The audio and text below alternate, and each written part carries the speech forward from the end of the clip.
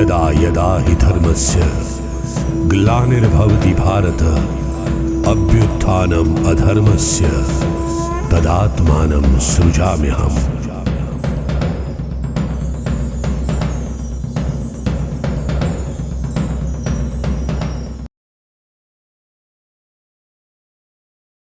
रेनू,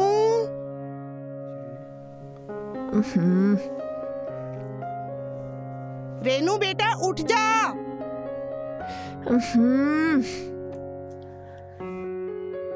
सूरज चढ़ाया सिर पर, ऑफिस नहीं जाना? भगवान ही रखा है आजकल की औलाद का, बिना डांट खाए तो उनकी सवेर ही नहीं होती। रेनू, क्या है? सुनती नहीं है मेरी बात को? रेनू बेटा उठ जा बेशरम। क्या है यार, किस जन्म का बदला ले रही हो? चैन से सोने भी नहीं देती। चैन तो छीन रखा है मेरा तुमने। अपने बाप की तरह मेरी एक बात नहीं सुनती तुम। जिद में भी बिल्कुल अपने बाप पर गई हो तुम। रेनू, बस करो माताश्री, बस करो। तुम्हें कितनी बार बोला है कि मेरा कंपैरिजन उस घटिया बंदे के साथ मत किया करो। जबरदस्ती मेरा नाम उसके साथ जोड़ती रहती हो। वो मेरा कुछ नहीं लगता। बाप था तेरा वो। तेरे सच ना मानने से क्या यही सच बदल जाएगा?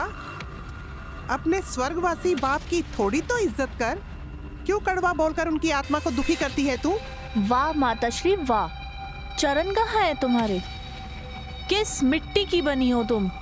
जिस आदमी ने जीते जी तुम्हारी जिंदगी नरक बना दी, तुम्हें कोई खुशियां नहीं दी, तुम अब भी उसी की फिक्र कर रही हो। देख बेटा, मैं पुरानी जिंदगी के बारे में नहीं सोचना चाहती। मुझे तो बस फिक्र है तुम्हारे आज की और आने वाले कल की। गुस्सा थूक दे, जाके तैयार हो जा। मुझे भी आज जरूरी काम से जाना है। मेरी मॉर्निंग खराब करके अब किसकी खटिया खड़ी करने जा रही हो? इम्पोर्टेंट काम है, तुझे बाद में बताऊंगी। अभी नहीं बता सकती, आकर बताऊंगी। मुझे तैयार होने दे।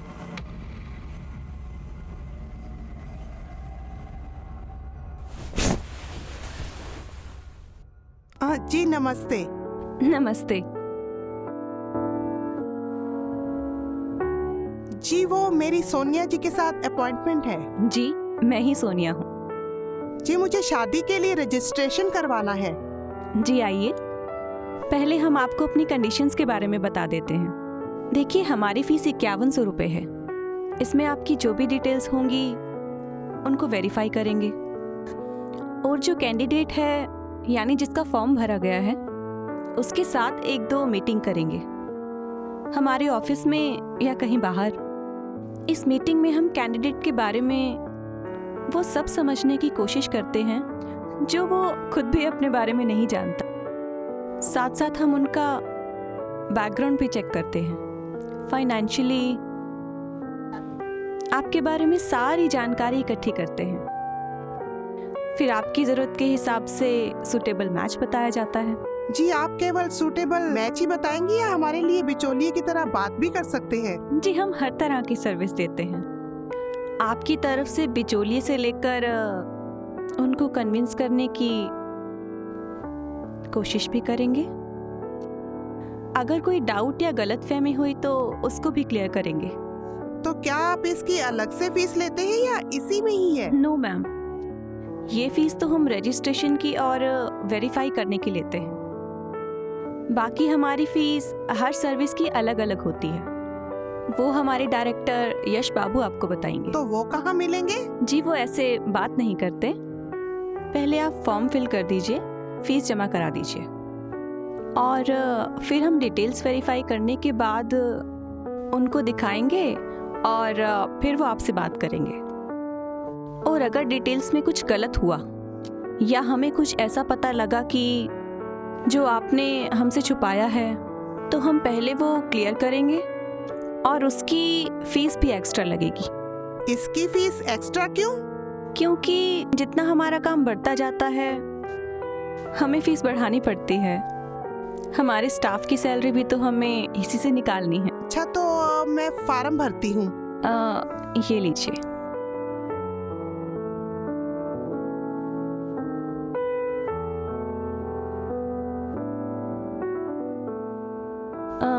ये यहाँ साइन कर दीजिए। जी।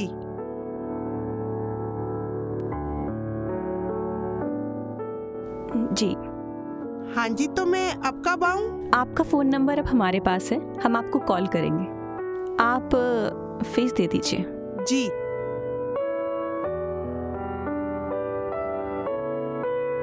लीजिए। ठीक है। Thank you.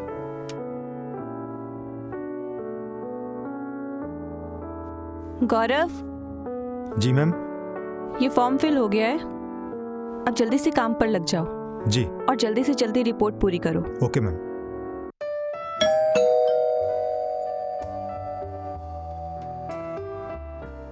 हाय। हाय। सुनिए, मैं आपसे 2 मिनट जरूरी बात कर सकता हूँ? आप कौन? वो आपकी माताजी ने मुझे आपसे बात करने के लिए भेजा है। प्लीज मैम, 2 मिनट बात कर सकता हूँ? नहीं नहीं, अभी मुझे ऑफिस जाना है, आप बाद में मैम आइएगा। देखिए प्लीज, ये बहुत ही अर्जेंट है, प्लीज रिक्वेस्ट। आइए, बैठिए। जी थैंक यू। जी बताइए, क्या काम था? दरअसल मैं आपको देखने और आपसे आपके बारे में और भी ज्यादा जानने के लिए आपसे मिलने आया हूँ, और आपने मिलने के लिए मुझे permission they the. Thank you. 1 minute, क्या आप वो तो नहीं जिसे मेरी मम्मी ने भेजा है मेरे रिश्ते के लिए? जी। मैं आपको फोन पे ऑलरेडी मना कर चुकी हूँ कि मैं शादी करने में इंटरेस्टेड नहीं हूँ। अगर आप वही हैं तो इसी वक्त यहाँ से चले जाइए। जी दरअसल आपका अंदाजा बिल्कुल सही है। आपकी माताजी ने हमारे यहाँ पे एक फॉर्म भरा था जो आपकी शादी के लिए था, और मैं उस ऑफिस में काम करता हूँ, तो एज अ ऑफिशियली वर्क मैं आपके पास आया हूँ कि आप शादी क्यों नहीं करना चाहती। माता भीना, मैं इतनी बार उन्हें मना कर चुकी हूँ कि मैं शादी करने में इंटरेस्टेड नहीं हूँ, पर फिर भी वो अपना टाइम और अपना पैसा हर समय वेस्ट करती रहती है। वैसे आप शादी क्यों नहीं करना चाहती? देखिए, ये मेरा निजी मामला है और मुझे ये पसंद नहीं है कि कोई भी इसमें इंटरफेयर करे।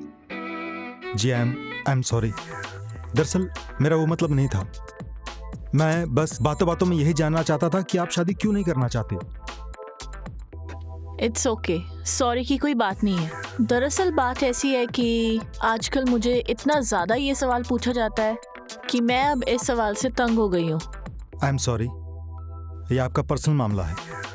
बाकी आप मुझसे मिले, आपका बहुत बहुत धन्यवाद। You are welcome. फाइनल है ना? Very good. जी। अच्छा काम किया है अनिल ने। चलो सरोज जी से बात करते हैं। जी।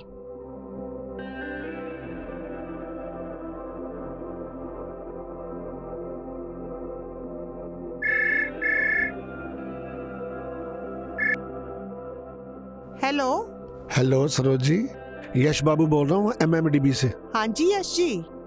मैडम कैसी हैं आप? जी मैं ठीक हूँ, आप कैसे हैं? बनी कुछ बात? हाँ लोग करो मैडम से बात। हेलो। हाँ जी, कैसे हो सोनिया मैम? मैं बढ़िया हूँ मैम। क्या बनी कुछ बात? अरे मैडम, जो हमारे पास आ गया तो समझो बात बन ही गई, और बात बने बगैर तो हम छोड़ते ही नहीं। कोई ज्यादा मुश्किल काम हो तो थोड़ा समय ज्यादा लग जाता है, मगर बात ना बने ऐसा हो नहीं सकता। और जैसा आपने बताया था बिल्कुल सही, आपकी बेटी बिल्कुल भी किसी से फालतू बात नहीं करती, अपने ऑफिस में बस काम से काम रखती है। बहुत रिक्वेस्ट करने के बाद वो मिलने के लिए राजी हुई। देखिए, आपकी लड़की में सारे अच्छे गुण हैं।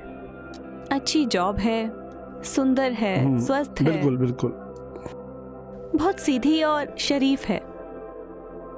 ऐसी लड़की के लिए तो रिश्तों की लाइन लगी हुई है। बस एक बार वो शादी के लिए हाँ कर दे। यही तो प्रॉब्लम है जी, कि वो शादी के बारे में कुछ बताती ही नहीं है, कुछ कहना ही नहीं चाहती।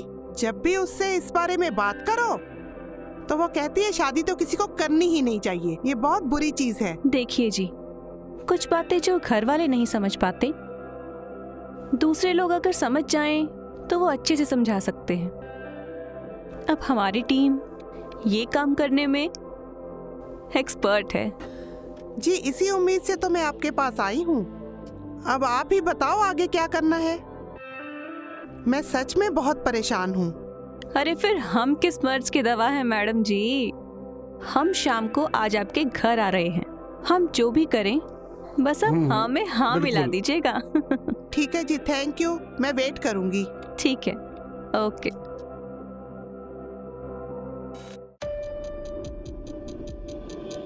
हाय माताश्री। आ गई बेटा, कैसा रहा दिन? ठीक था, बहुत थक गई हूँ। एक एक कप चाय हो जाए? थोड़ा सा वेट कर, कोई आने वाला है, फिर एक साथ पी लेंगे। कौन आ ठीक रहा है? आएंगे तो मिल लेना। ओके।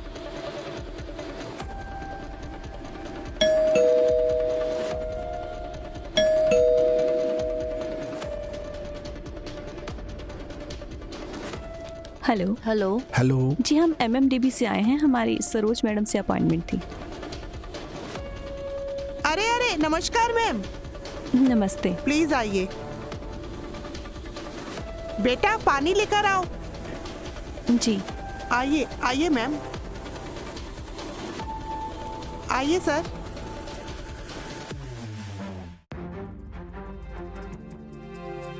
और सुनाओ जी। जी एकदम ठीक। घर ढूंढने में तकलीफ तो नहीं हुई आपको? नहीं, जैसा आपने बताया था बिल्कुल सही आ गए। लीजिए। इसकी कोई आवश्यकता नहीं, आप बैठ जाइए। मैडम सरोज, हम आपको बता दें, हमारे क्लाइंट ने यस कर दिया।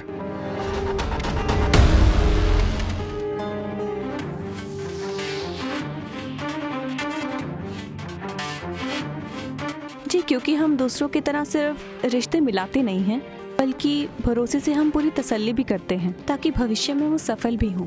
इसके लिए पूरी जानकारी इकट्ठी की जाती है और उसके बाद देखभाल करते हैं। दोनों पक्षों के स्वभाव और आदतों को भी देखते हैं ताकि बाद में मुश्किल ना हो।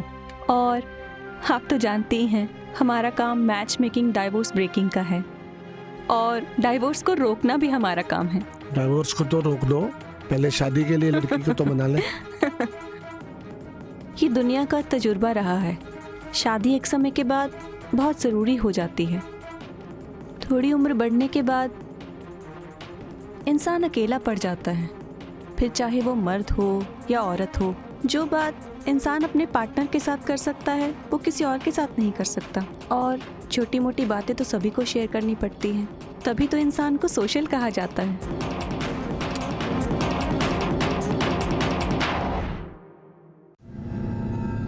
बैठ जाओ बेटा, बैठो। बैठ जाओ, बैठ जाओ। देखिए मिस्टर, आपको यहाँ मेरी मम्मी ने बुलाया है, इसीलिए मैं आपका लिहाज कर रही हूँ। मैं आपको और इन सबको बहुत बार बोल चुकी हूँ कि मैं शादी नहीं कराना चाहती। ये सब ज्ञान की बातें अब अपने पास रखिए। मैं कोई बच्ची नहीं हूँ। देखो, तुम्हें कोई गलतफहमी हो रही है। हम तुम्हारे रिश्ते के लिए नहीं आए, तुम्हारी मम्मी के रिश्ते के लिए आए हैं। What? माँ, क्या कह रहे हैं ये? आपका दिमाग तो नहीं खराब हो गया है? माताश्री की शादी? देखिए, हमारी बात को गलत मत समझना। मेरे एक जानकार हैं गुप्ता जी, मिलिट्री से रिटायर्ड हैं। अच्छी खासी पेंशन है, बच्चे विदेश में सेटल हैं, पत्नी की डेथ हो चुकी है, घर में नौकर चाकर हैं, लेकिन पार्टनर की जरूरत तो सबको होती है। गुप्ता जी हमारे देखे भाले बहुत ही भले इंसान हैं। मिलिट्री में होने के बावजूद भी उन्होंने कभी सिगरेट और शराब को हाथ तक नहीं लगाया। उन्हें जिस तरह के पार्टनर की तलाश है उसमें ये बिल्कुल सही बैठती है। माँ, क्या कह रहे हैं ये कि तुमने इन्हें इसलिए यहाँ बुलाया है? तुम्हारा दिमाग तो नहीं खराब हो गया है? हद होती है, लोग क्या बोलेंगे? मैं जानती थी कि मेरे बारे में कोई नहीं सोचेगा। 12 साल की थी तू जब तेरे पापा एक्सीडेंट में मुझे हमेशा के लिए छोड़कर चले गए। दुनिया ने ये तो देखा कि मैंने तुझे कैसे पाला है, पर मेरे सीने में भी तो दिल है, मेरी भी तो फीलिंग्स है, पर इस बारे में कोई नहीं सोचेगा।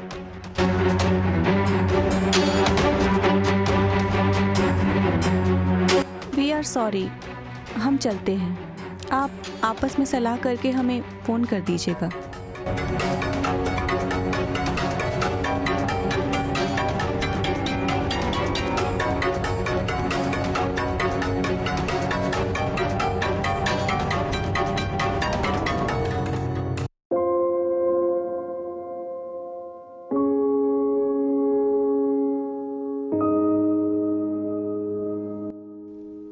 माताश्री, ये लो, बहुत हो गया रोना धोना, लो अब पानी पियो।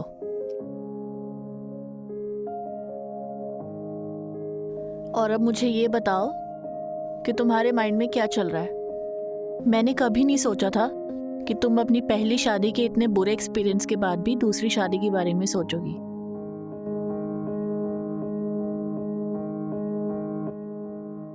पांचों उंगलियां एक बराबर नहीं होती हैं बेटा। मेरी पहली शादी का एक्सपीरियंस बहुत बुरा था, पर ताली कभी एक हाथ से नहीं बजती। हो सकता है कि मैं ही तुम्हारे पापा को ठीक तरह से ना समझ पाई हूं। कभी कभी मुझे ऐसा भी लगता है कि मैं ऐसा बन ही नहीं पाई जैसा वो मुझे देखना चाहते थे। अपने गुस्से और इनकी ईगो के चक्कर में कभी अपने रिश्ते को सुधारने की तरफ सोच ही नहीं पाई। जब तक हमें अपनी गलती का एहसास होता, भगवान ने तुम्हारे पापा को मुझसे बहुत दूर कर दिया। मैं तेरे पापा के होते हुए भी अकेली और तन्हा रही, और उनके जाने के बाद भी। ऐसा नहीं है कि मुझे कभी लाइफ पार्टनर की कमी महसूस नहीं हुई, लेकिन तेरी परवरिश में मैं इतनी बिजी रही कि मुझे अपने बारे में सोचने का मौका ही नहीं। आपको मैंने इतनी रात को तकलीफ दी, इतनी रात को फोन करके बुला लिया। इट्स ओके, ये हमारी ड्यूटी है। आप हमें अपना ही समझें और आपके मन में जो भी डर हो खुलकर हमें बताओ। मुझे नहीं पता मैं आपसे ये बात कैसे करूं। मुझे बहुत अजीब लग रहा है। आज तक मैंने ये बात कभी किसी से की ही नहीं, और पता नहीं आप मेरे बारे में क्या सोच रहे हैं। इस काम को करने के पीछे हमारा उद्देश्य पैसा कमाना नहीं है, और ये जो फीस देते हैं वो काम का खर्चा निकालने के लिए लेते हैं, वरना तो ये काम होगा ही नहीं। इस काम को करने का उद्देश्य हमारा समाज सेवा करना है, उन समस्याओं को समझकर जो अक्सर लोगों की समझ में नहीं आती। और इस काम को करते हुए हमें बहुत बार बुरा बनना पड़ता है, लोगों की बुराई लेनी पड़ती है। हाँ, एंड में उन्हें पता लग जाता है कि ये उनकी भलाई के लिए किया गया है, बट शुरू में हमें बहुत कुछ सुनना पड़ता है। तो बिना किसी संकोच के जो भी तुम्हारे मन में है सब हमें बता दो।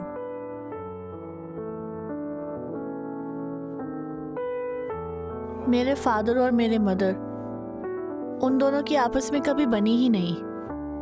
मैंने कभी उन्हें आपस में एक दूसरे से प्यार से बात करते हुए नहीं देखा। सिर्फ और सिर्फ लड़ाई, झगड़ा और मारपीट ही देखा है। मेरी सिर्फ यही बचपन की याद है। मेरे पिता ज़्यादातर समय अपने ऑफिस में ही गुजारते थे और घर रात को लेट आते थे। ड्रिंक करके मेरी माँ को मारते थे, पीटते थे। मेरी माँ बहुत रोती थी और वो दोनों ही बहुत दुखी रहते थे। और एक दिन मेरी माँ की तबीयत बहुत खराब थी और मेरे पिताजी का ऑफिस पास में ही था, और मैं अकेले ही उनके ऑफिस चली गई मदद के लिए। जाकर मैंने देखा कि ऑफिस के सारे दरवाजे बंद थे। एक खिड़की से मैंने झांक कर देखा तो मैंने जो देखा उससे मेरी रूह कांप गई।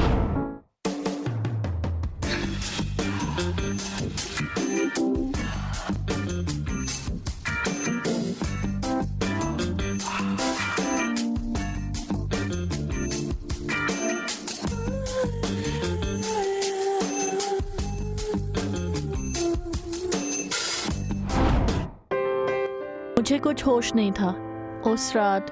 कब वापस आई, कब सोई, कब उठी, उस रात किसी ने खाना खाया भी या नहीं खाया, मेरे पिताजी घर कब वापस आए, कुछ नहीं पता। अंदर ही अंदर बस सोचती रहती कि मेरे पिताजी एक राक्षस थे और मेरी माँ बहुत रोती है, बहुत परेशान है उनकी वजह से। मैं ये दुआ करने लगी कि मेरे पिताजी मर जाएं ताकि मेरी माँ को मुक्ति मिल जाए और वो कुछ पल चैन से जी पाए।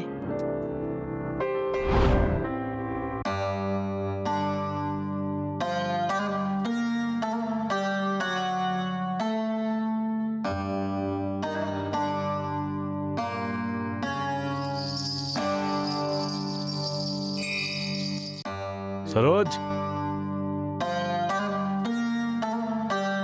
ये सरोज कहाँ मर गई? आजा, हाँ जी। पैक बना, चल पैक बना। ये क्या कर रहे हैं आप? पहले तो आप घर आते ही नहीं ऑफिस से, और जब आते हैं पीने बैठ जाते हैं। घर में छोटी बच्ची है 10 साल की, उसका तो ख्याल करो। बकवास बंद कर, ज्यादा ज्ञान मत झाड़, चल पैक बना। नहीं बनाऊंगी। क्या कर लेंगे? तेरी तो चल दफा हो यहाँ से, चल। भाई काम करना नहीं आता, चल।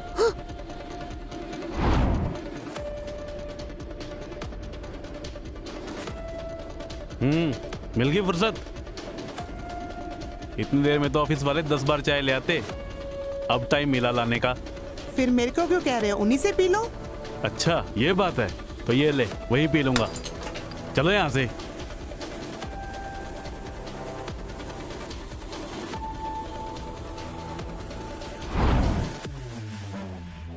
किस्मत का खेल देखो, अगले ही दिन पिताजी की मौत एक एक्सीडेंट में हो गई। मैंने सोचा शायद अब मेरी माँ खुश रहेगी, अब चैन से जी पाएगी, उससे मुक्ति मिलेगी। पर वो तो पहले से भी उदास हो गई, रोना धोना, उसने विधवा का चोला ओढ़ लिया। इस बात का मुझ पे बहुत गहरा असर हुआ। एक औरत के लिए तो शादी बिल्कुल ही बेकार है। आप जिसके साथ रहते हो, जिसे प्यार करते हो, अगर आप उसके साथ खुश ही नहीं रह पाते, बात ही नहीं कर सकते, तो क्या फायदा? उसके साथ रहते हुए भी आप खुश नहीं हो, उसके जाने के बाद भी आप दुखी हो, तो शादी है क्या? मैंने तो ये सोच लिया था कि मैं कभी शादी नहीं करूंगी, और लोगों को भी नहीं करनी चाहिए। देखो, मुझे इस बात का पूरा अंदाजा था कि तुम्हारे दिमाग पर बचपन की किसी बात का एक गहरा असर पड़ा है। 2 संभावनाएं थी, या तो तुमने कुछ गलत देखा है या तुम्हारे साथ कुछ गलत हुआ है। अब मुझे एक बात बताओ, अगर चलते हुए गाड़ी का एक्सीडेंट हो जाए तो क्या हम कभी गाड़ी में बैठे ही ना? हर इंसान एक जैसा नहीं होता।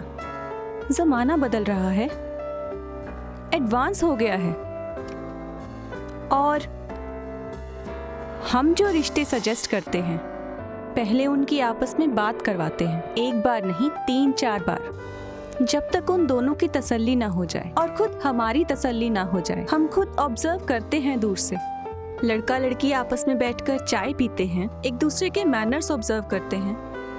और मुझे एक बात बताओ, अगर शादी ही नहीं करेंगे तो दुनिया चलेगी कैसे?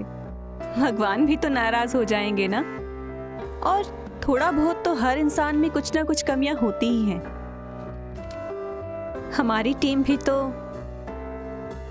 डाइवोर्स ब्रेक कर शादी के पहले और शादी के बाद जो भी प्रॉब्लम्स हैं वो रिजॉल्व करते हैं, ताकि वो शादी को सफल बना सकें। कभी अपनी गलती मानकर, कभी दूसरे को इसका एहसास कराकर। शायद आप ठीक कह रहे हो। मुझे झटका तो लगा था कि मेरी माँ शादी करना चाहती है, पर फिर मैंने उनका पॉइंट ऑफ व्यू समझा, वो गलत नहीं है। काश मैं उनकी खुशियों के बारे में पहले सोच लेती। लेकिन अब मैं दिल से चाहती हूँ कि मेरी माँ को दुनिया की सारी खुशियाँ मिले। मैं माँ की शादी के लिए तैयार हूँ। सरोज जी, गुप्ता जी, आ जाइए, हमारी बच्ची तैयार हो गई है।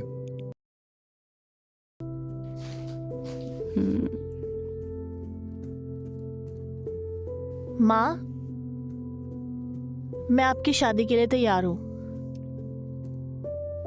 सरोज जी, रेनू बेटा, मुझे यश बाबू ने आप लोगों के बारे में पहले ही सब बता दिया था। मैं आप लोगों के साथ जिंदगी की नई शुरुआत करने के लिए तैयार हूँ। क्या आप तैयार हैं? माँ, और मैं भी शादी के लिए तैयार हूँ। Very good. रेनू बेटा, बहुत अच्छा लगा आप लोगों से मिलकर। दरअसल आपकी माँ की और मेरी शादी की बात तो एक झूठा ड्रामा था, आपका शादी को लेकर नज़रिया बदलने के लिए। और तारीफ करनी होगी यश बाबू की टीम की, ये इसमें कामयाब भी रहे। देखो अब आप शादी के लिए तैयार हो गई, तो अब आपकी अच्छी जगह जल्दी शादी हो जाए तो हमारा सारा काम संपन्न हो। और रही मेरी और आपकी माँ की शादी की बात, तो वो देख लेंगे बाद में, आपकी शादी होने के बाद।